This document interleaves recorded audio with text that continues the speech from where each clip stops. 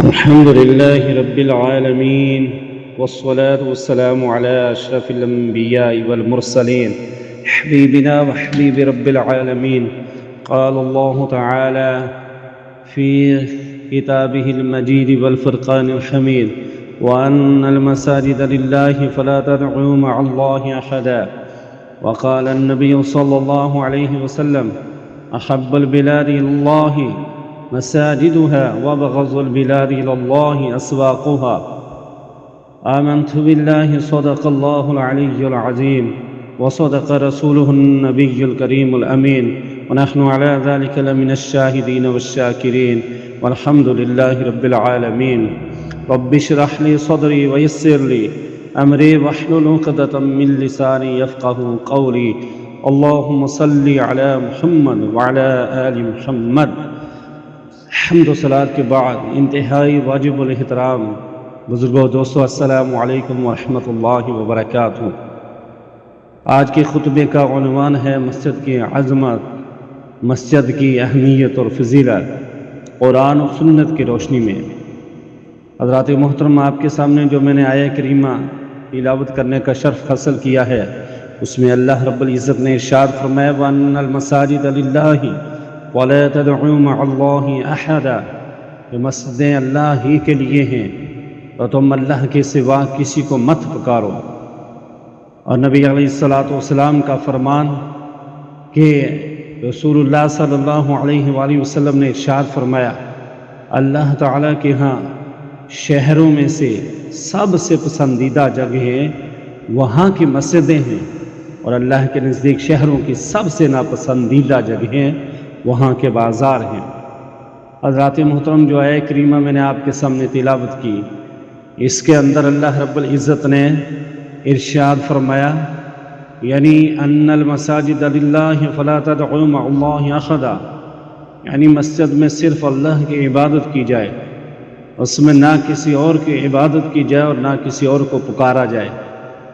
اس آیہ کریمہ میں یہ بھی بتا دیا کہ ان مسجدوں میں صرف اور صرف اللہ کی عبادت کی جائے اور اسی کو پکارا جائے. یہ حکم اس لیے دیا کہ دوسرے مذاہب کے لوگوں نے اپنی عبادت خانوں کو شرک کے اڈے بنا رکھا تھا. مشرکین نے اپنے عبادت خانوں میں بت رکھے ہوتے، بدھ مت کے عبادت خانوں میں بدھا کا مجسمہ جو ہے وہ رکھا ہوتا ہے، اور عیسائیوں کے گرجے میں حضرت عیسیٰ اور حضرت مریم علیہ الصلاۃ والسلام کی تصویریں لگائی ہوتی ہیں، اور وہ لوگ ان کی پوجا کرتے ہیں. اس لیے اللہ رب العزت نے مسلمانوں کو خبردار کر دیا کہ یہ مسجدیں صرف اور صرف اللہ کی عبادت کے لیے ہیں. کہیں تم دوسرے مذاہب کے لوگوں کی طرح ان مساجد میں شرک نہ شروع کر دینا. اور نبی علیہ الصلاۃ والسلام کے فرمان کے مطابق حضرت ابو ہریرہ رضی اللہ تعالی عنہ راوی ہیں کہ نبی علیہ الصلاۃ والسلام نے فرمایا کہ اللہ تعالیٰ کے ہاں شہروں میں سب سے پسندیدہ جگہیں وہاں کی مسجدیں ہیں، اور اللہ کے نزدیک سب شہروں میں سب سے جو ناپسندیدہ جگہیں ہیں وہاں کے بازار ہیں. نبی پاک صلی اللہ علیہ وآلہ وسلم کا ایک اور فرمان ہے. نبی علیہ الصلاۃ والسلام نے فرمایا کہ حضرت ابو ہریرہ رضی اللہ تعالی عنہ سے روایت ہے کہ رسول خدا صلی اللہ علیہ وآلہ وسلم نے فرمایا: جب تم جنت کے باغوں سے گزرو تو چل لیا کرو. میں نے عرض کیا: یا رسول اللہ صلی اللہ علیہ وآلہ وسلم، جنت کے باغ کیا ہیں؟ آقا علیہ الصلوۃ والسلام نے فرمایا: مسجدیں. میں نے عرض کیا: یا رسول اللہ صلی اللہ علیہ وآلہ وسلم، چلنے سے کیا مراد ہے؟ آپ صلی اللہ علیہ وآلہ وسلم نے فرمایا: سبحان اللہ، الحمدللہ، اللہ اکبر کہنا، یعنی اللہ رب العزت کا ذکر کرنا، اللہ رب العزت کا ذکر کرنا. ایک اور آیہ کریمہ میں بتایا گیا ہے کہ ان مسجدوں کا مقصد یہ ہے کہ ان میں کثرت سے اللہ کا ذکر کیا جائے، اور یہ کہ دوسرے عبادت خانوں کی بنسبت سب سے زیادہ اللہ تعالیٰ کی عبادت اور اس کا ذکر مسجدوں میں ہوتا ہے. اللہ نے فرمایا: وَمَسَاجِدُ یُذْکَرُ فِیہا اسْمُ اللَّہِ کَثِیرًا، اور یہ مسجدیں ہیں کہ جن میں کثرت سے اللہ کا ذکر کیا جاتا ہے. ایک حدیث میں ہے، حضرت ابو ہریرہ رضی اللہ تعالی عنہ سے روایت ہے کہ رسول خدا صلی اللہ علیہ وآلہ وسلم نے فرمایا، جو لوگ اللہ کے گھروں میں سے کسی گھر میں جمع ہو کر کتاب اللہ کی تلاوت کرتے ہیں اور اس کا درس و تدریس کرتے ہیں تو ان پر سکینت نازل ہوتی ہے اور اللہ کی رحمت انہیں گھیر لیتی ہے اور فرشتے ان کو ڈھانپ لیتے ہیں، اور اللہ رب العزت ان کا تذکرہ اس جماعت میں کرتے ہیں جو جماعت اللہ کے پاس کا، یعنی اللہ رب العزت فرشتوں کے سامنے اس بندے کا تذکرہ کرتے ہیں۔ اللہ رب العزت اس بندے کو بہت زیادہ پروٹوکول دیتے ہیں، بہت زیادہ اس بندے کو اہمیت دیتے ہیں، فضیلت دیتے ہیں۔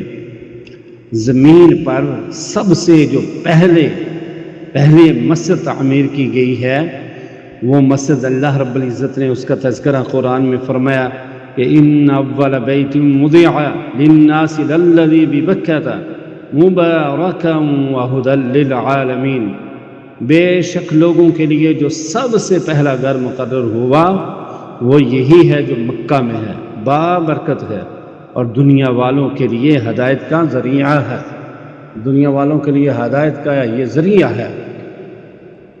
حضرات محترم، حضرت ابو ذر رضی اللہ تعالی عنہ سے روایت ہے، وہ فرماتے ہیں کہ رسول خدا صلی اللہ علیہ وآلہ وسلم نے فرمایا کہ روئے زمین پر سب سے پہلے مسجد جو بنائی گئی ہے وہ مسجد حرام ہے، اور فرمایا کہ پھر مسجد اقصی، ان کے درمیان کا جو وقفہ ہے وہ 40 سال کا ہے۔ حضرات محترم، یہ اللہ رب العزت کی طرف سے یہ مساجد جو ہیں یہ بہت بڑا انعام ہے۔ مساجد اللہ رب العزت کی طرف سے یہ بہت زیادہ برکت والی چیزیں ہیں۔ حضرت عائشہ برکت والی جگہیں ہیں۔ حضرت عائشہ صدیقہ رضی اللہ تعالی عنہا سے روایت ہے کہ رسول خدا صلی اللہ علیہ وآلہ وسلم نے حکم دیا کہ محلوں میں مسجدیں تعمیر کی جائیں، اور یہ کہ ان کو پاک اور خوشبودار رکھا جائے۔ مساجد کو یعنی مسجدیں تعمیر بھی کی جائیں، ہر محلے میں مسجد تعمیر کی جائے۔ حضرات محترم، آج ہم سوچتے ہیں کہ ہر محلے میں مسجد بنانے کا فائدہ کیا؟ وہ فائدہ اس لیے ہمیں نہیں لگتا کہ اس لیے کہ ہم سارے لوگ نماز نہیں پڑھتے۔ ہمارے لیے تو چھوٹی سی مسجد جو ہے وہ بھی کافی ہے۔ کیوں کہ ہم نے جانا ہی نہیں ہوتا ہے، بہت کم ہم نے جانا ہوتا ہے۔ عید پڑھنی ہوتی ہے، دیکھا جائے گا عید گلی میں پڑھ لیں گے، روڈ پر پڑھ لیں گے، تو اس لیے ہمیں، اور دوسری بات یہ کہ مسجدیں بنائی بھی جائیں اور مسجدوں کو صاف ستھرا رکھا جائے، خوشبودار رکھا جائے۔ رسول خدا صلی اللہ علیہ وآلہ وسلم سباقیت فرماتے ہیں کہ ہمیں رسول اللہ صلی اللہ علیہ وآلہ وسلم مسجدیں تعمیر کرنے کا حکم دیا کرتے تھے کہ محلے میں مسجدیں تعمیر کریں اور ان کی عمارت عمدہ بنائیں اور انہیں پاک صاف رکھیں۔ حضرات محترم، مساجد کو بنانا اور پھر اسے آباد رکھنا یہ بہت بڑی بات ہے۔ آج مساجد بہت زیادہ ہیں، لیکن مسئلہ یہ ہے کہ مساجد کو آباد کرنے والا کوئی نہیں ہے۔ رسول خدا صلی اللہ علیہ وآلہ وسلم نے مسجد بنانے کی بھی جو ہے وہ فضیلت بیان فرمائی ہے۔ نبی علیہ الصلوۃ والسلام نے فرمایا کہ من بنا للہ مسجدا بنى اللہ لہ فی الجنۃ مثلہ، کہ جس نے کوئی مسجد تعمیر کی اللہ رب العزت اس کے لیے جنت میں اسی طرح کا گھر بنا دے گا۔ اور ایک جگہ ارشاد فرمایا کہ جس نے پرندے کے گھونسلے کے برابر یا اس سے بھی چھوٹی مسجد بنائی تو اللہ تعالیٰ اس کے لیے جنت میں گھر تعمیر کر دے گا۔ یعنی گھونسلے جیسی جتنی مسجد تو نہیں ہوتی، اس میں بندہ کھڑا بھی نہیں ہو سکتا، مطلب اس کے اندر جتنا بھی مسجد کے اندر کسی دوسری مسجد وہ خود ساری نہ بھی بنائے، کوئی اور بنا رہا ہو تو اس کے اندر اگر کوئی تعاون کرتا ہے تو اللہ رب العزت اس کے بدلے میں بھی جنت عطا فرمائیں گے، اس کے بدلے میں بھی اللہ رب العزت ضرور جنت عطا فرمائیں گے۔ اور پھر حضرات محترم، مسجد کی صفائی اور دیکھ بھال اس کا بھی خیال رکھا جائے۔ جب حضرت ابراہیم اور حضرت اسماعیل علیہم الصلاۃ والسلام نے اللہ کے حکم سے بیت اللہ کی تعمیر کی تو اللہ رب العزت نے دونوں کو حکم دیا کہ میرے اس گھر کو طواف اور اعتکاف کرنے والوں کے لیے پاک اور صاف رکھا جائے۔ اللہ رب العزت نے فرمایا کہ ان طہرا بیتی للطائفین والعاکفین والرکع السجود، اور رسول خدا صلی اللہ علیہ وآلہ وسلم نے مسجدوں کے اندر گندگی پھینکنے سے منع فرمایا ہے۔ حضرت ابو ہریرہ رضی اللہ تعالی عنہ سے روایت ہے کہ رسول خدا صلی اللہ علیہ وآلہ وسلم نے ارشاد فرمایا کہ جب تم میں سے کوئی ایک وضو کرے اور اچھی طرح وضو کرے پھر مسجد میں آئے، وہ گھر سے نماز کی نیت سے ہی نکلا ہو تو اس کے ہر قدم پر اللہ تعالیٰ کا اتنا کرم ہوتا ہے کہ ایک درجہ بلند اللہ رب العزت فرماتے ہیں اور ایک گناہ معاف فرماتے ہیں، یہاں تک کہ وہ مسجد میں داخل ہو جائے۔ حضرت ابو سعید رضی اللہ تعالی عنہ سے روایت ہے کہ رسول خدا صلی اللہ علیہ وآلہ وسلم نے ارشاد فرمایا کہ جب تم کسی آدمی کو دیکھو کہ وہ مسجد کا عادی ہے تو اس کے ایمان کی گواہی دے دو، یعنی وہ اچھا آدمی ہے۔ اور رسول خدا صلی اللہ علیہ وآلہ وسلم نے یہ بھی ارشاد فرمایا کہ جو لوگ اندھیروں میں مسجدوں کی طرف چل کر جانے والے ہیں، اللہ رب العزت قیامت کے دن کامل نور کی بشارت ان کے لیے دیتا ہے۔ یعنی رسول خدا صلی اللہ علیہ وآلہ وسلم نے فرمایا کہ اندھیروں میں مسجدوں کی طرف چل کر جانے والوں کو قیامت کے دن کامل نور کی بشارت دے دو، یعنی اللہ رب العزت کی طرف سے یہ بھی ایک بہت بڑا انعام ہے۔ اور جو شخص مسجد میں نماز کے انتظار میں بیٹھا رہتا ہے اس کو نہ صرف یہ کہ نماز کا ثواب ملتا رہتا ہے بلکہ اس کو فرشتوں کی دعا بھی ملتی رہتی ہے۔ حضرت ابو ہریرہ رضی اللہ تعالی عنہ سے روایت ہے، وہ کہتے ہیں کہ رسول خدا صلی اللہ علیہ وآلہ وسلم نے فرمایا کہ تم میں سے کوئی آدمی جب تک نماز کے انتظار میں بیٹھا رہتا ہے، جب تک وہ بے وضو نہ ہو، فرشتے اس کے لیے دعا کرتے ہیں، اے اللہ اس کی مغفرت فرما۔ فرشتے کہتے ہیں اللہم اغفر لہ، اللہم ارحمہ، اے اللہ اسے معاف فرما، اے الہ العالمین اس کی بخشش فرما، اس پر رحم کر دے۔ حضرات محترم، رسول خدا صلی اللہ علیہ وآلہ وسلم کی بہت ساری پیاری پیاری احادیث ہیں۔ ایک حدیث ہے حضرت ابو ہریرہ رضی اللہ تعالی عنہ سے روایت ہے، رسول خدا صلی اللہ علیہ وآلہ وسلم نے ارشاد فرمایا کہ 7 ایسے آدمی ہیں کہ جن کو اللہ تعالی قیامت کے دن اپنے عرش کے سائے میں سایہ دے، جس دن اس کے سائے کے علاوہ اور کوئی سایہ نہ ہوگا۔ نمبر 1 عادل حکمران، اس سے سایہ ملے گا۔ دوسرا وہ نوجوان جس کے نشو و نما اپنے رب کی عبادت میں ہوئی ہو۔ اور نمبر 3 وہ آدمی جس کا دل مسجد کے ساتھ اٹکا ہوا ہو، یعنی مسجد کے ساتھ دل لگانا، مسجد کے ساتھ محبت کرنا، مسجد کو آباد کرنا، یہ سمجھ لیں کہ قیامت کے دن اللہ کے عرش کے سائے میں جگہ جو ہے وہ بنانے کے مترادف ہے، بالکل وہی کام ہے۔